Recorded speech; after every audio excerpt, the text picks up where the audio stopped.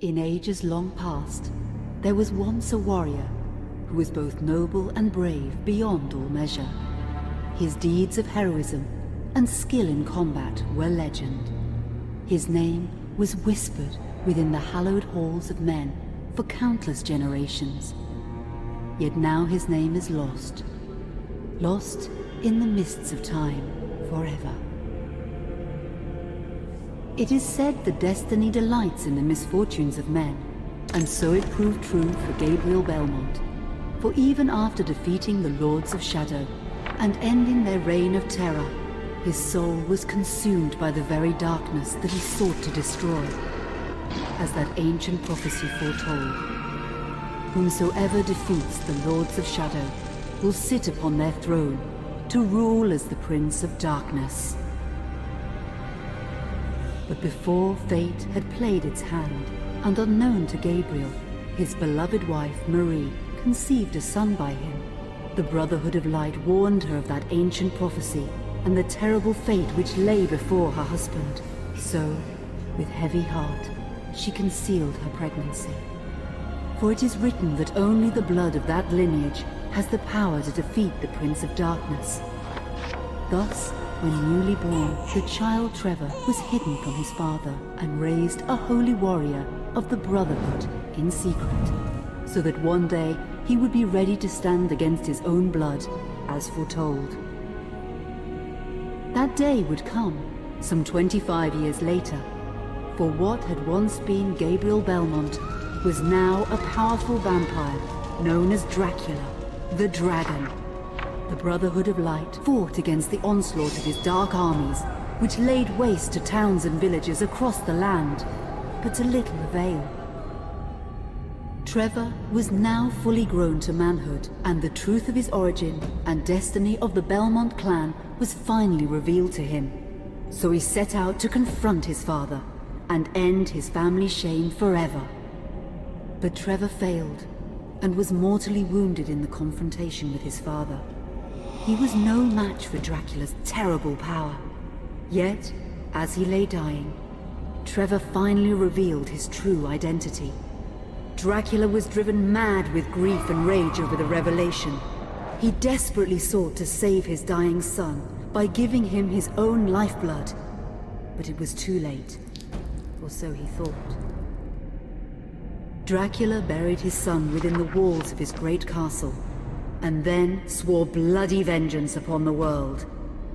Raising an army of creatures beholden only to him, he struck with fury and merciless cruelty at humanity. He vowed to hunt God's children for all eternity. But fate still had one last card to play.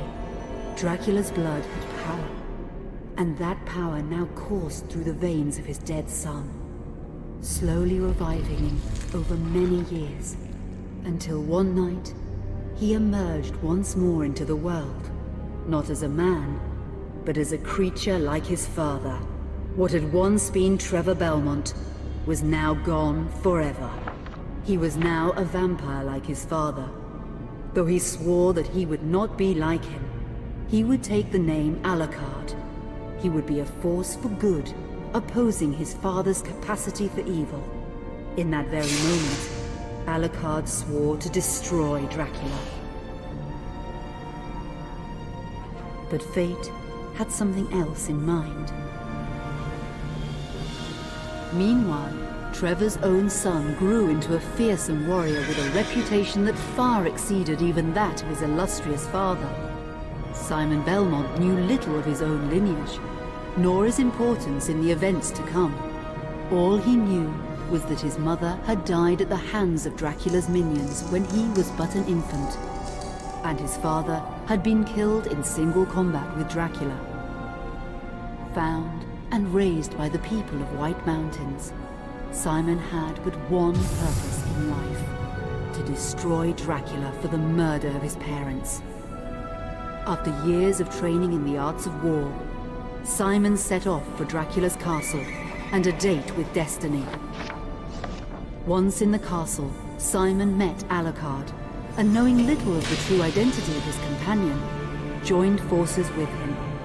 Blood bound them together, and fate took a hand once again, as finally they met their dreaded foe in mortal combat. Simon defeated Dracula with his whip, and yet Alucard sensed that all was not as it should be. Dracula would return.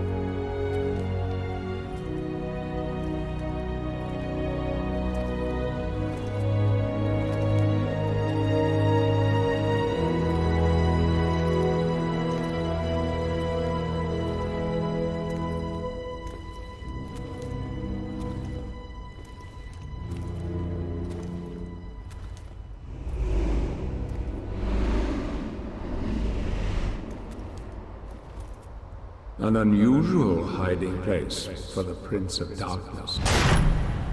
Don't you think? Zobek, where have you been all this time?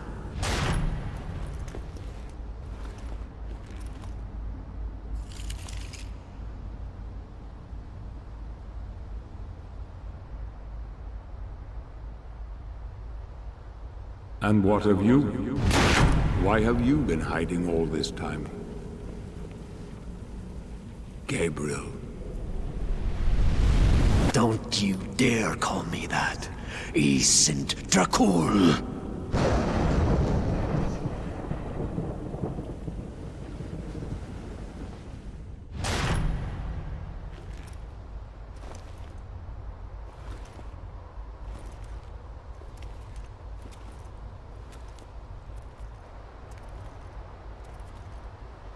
What do you want, old friend? Satan's acolytes are readying for his imminent return. Help me stop him. Or you and I will become his favorite pets. For all eternity.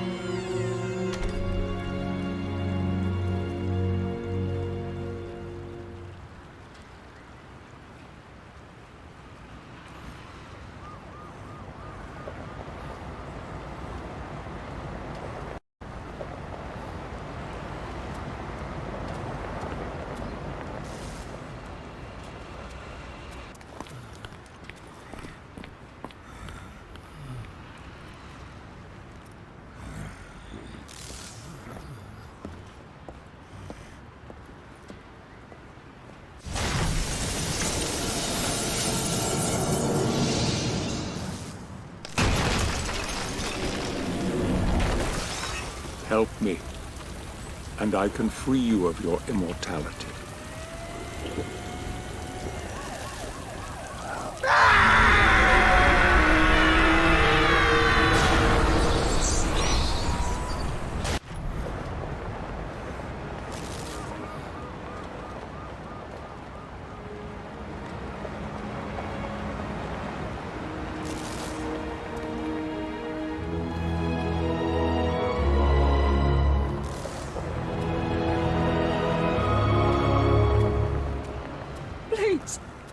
God help you, sir.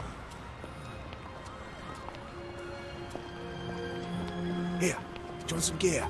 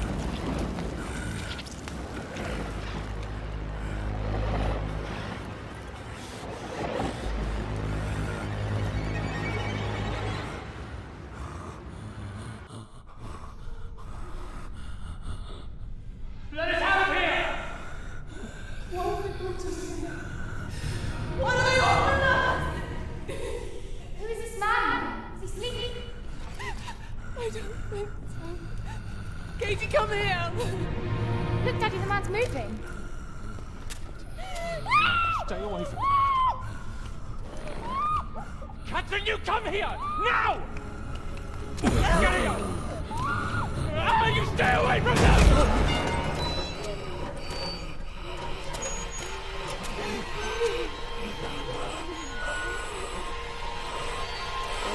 Help! Help! Please, come on! No! Let us out!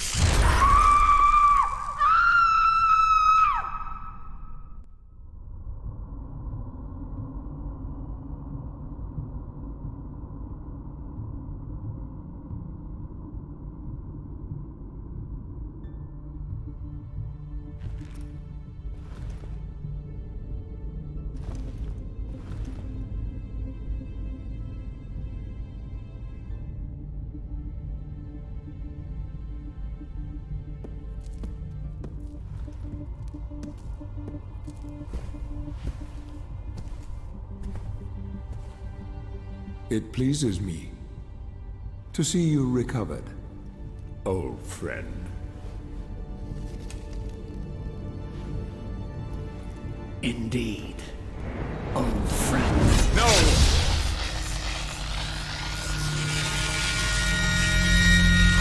Relax.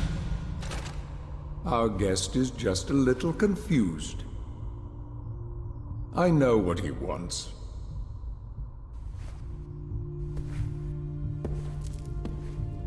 You see before you the legendary vampire killer. Your old weapon, if you recall. The only weapon capable of ending your immortal life. You thought it destroyed. But you see, you can have the eternal rest you crave after all.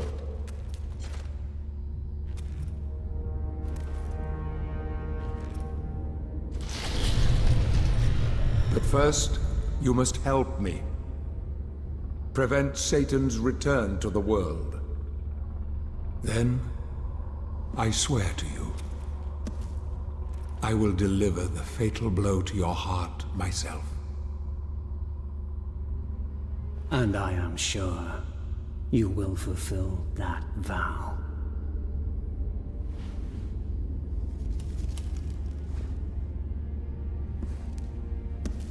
Since you sent Satan back to hell 1,000 years ago, his human offspring, or acolytes as they call themselves, have been dormant.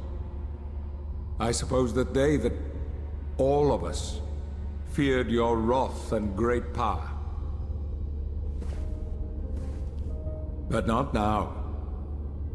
Now, even my bodyguard is more than a match for you. The acolytes know you are weak and are preparing for their father's return. Now they fear nothing. Don't they fear the mighty Zobek? Only you, in full possession of your powers, can defeat them. Follow me, please.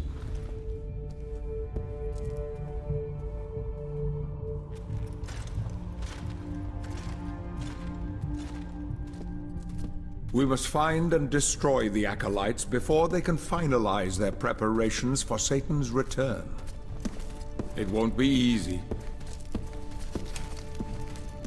They govern the world of men from the shadows.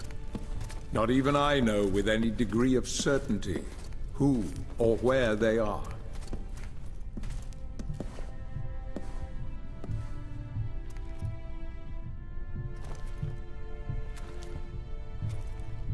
They won't come out into the light unless we can force their hand. The acolytes must never know who hunts them down. The element of surprise will give us the advantage. Until you are at full strength again.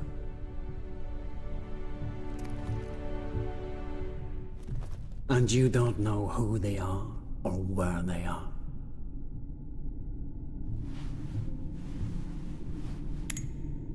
Do you know that this city is built upon the foundations of your castle? The acolytes are focusing their attentions here for very good reason. Satan has specifically chosen this place for his return.